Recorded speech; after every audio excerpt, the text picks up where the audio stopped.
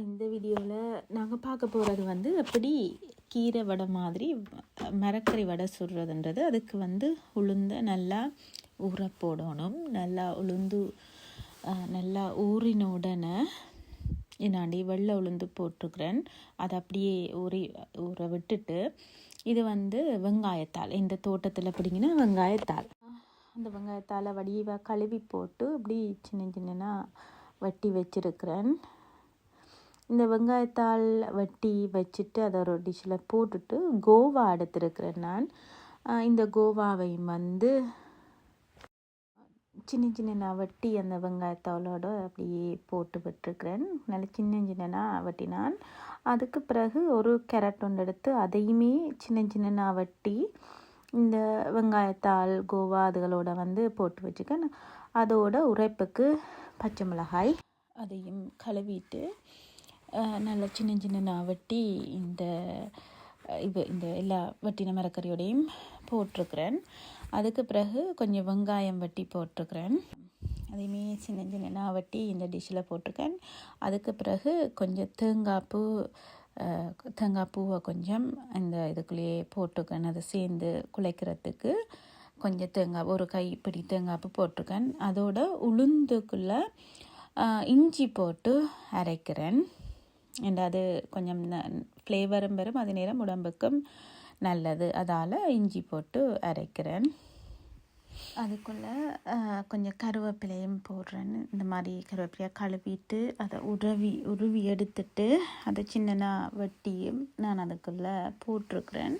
அதோட நல்ல உப்பு, தேவையான அளவு உப்பு போட்டு, மிளகு போட்டு, பெருஞ்சீரகம் போட்டு அதை நல்ல வடிவாக குழைக்கணும். இந்த பதத்தில் வரும் குழைச்சா மரக்கறியல் போட்டாலும் உளுந்து போட்டாலும் இந்த ஒரு பசை மாதிரி இந்த டெக்ஸ்சரில் வரும். இந்த மாதிரி குழைச்சி எடுத்ததுக்கு பிறகு நாங்கள் வந்து நல்லா எண்ணெயை கொதிக்க வச்சுட்டு வடை மாதிரி போட்டு எடுக்கலாம்.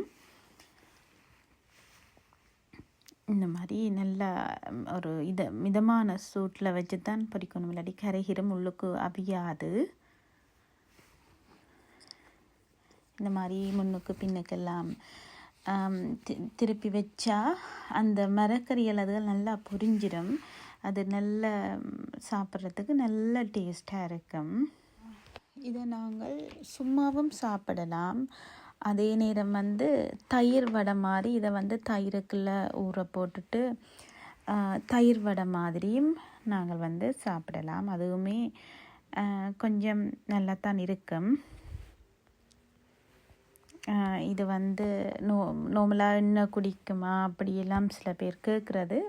அப்படி ஒன்றும் குடிக்காது, நல்லா தான் வாரது இந்த வடை.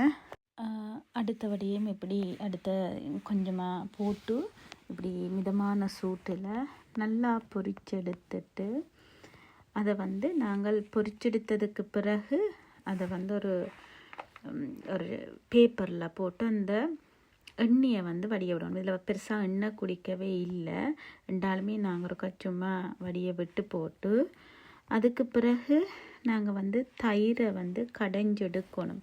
தயிர் வடையாக்க போகிறேன்னு கொஞ்சத்தை அதுக்கு வந்து தயிரை கடைஞ்செடுத்துட்டு அதுக்குள்ளே கடைஞ்செடுத்த தயிருக்குள்ளே இந்த வடையலை போட்டு ஒரு 1/2 hour மேலே ஊற விடணும். இப்படி நல்லா இது வீட்டில் செய்த தயிர், அதால் வந்து நல்ல வடிவாக கடைஞ்சி எடுத்துட்டு ஒரு வடியாக அந்த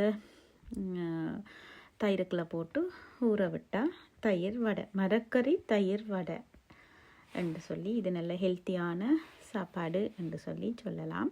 நல்ல டேஸ்ட்டாகவும் இருக்கும். தயிர் வடை நிறைய பேருக்கு பிடிக்கும். இந்த மாதிரி இருக்கும். இந்த சேனலை சப்ஸ்கிரைப் பண்ணாதாக்கள் சப்ஸ்கிரைப் பண்ணி போட்டு பாருங்க.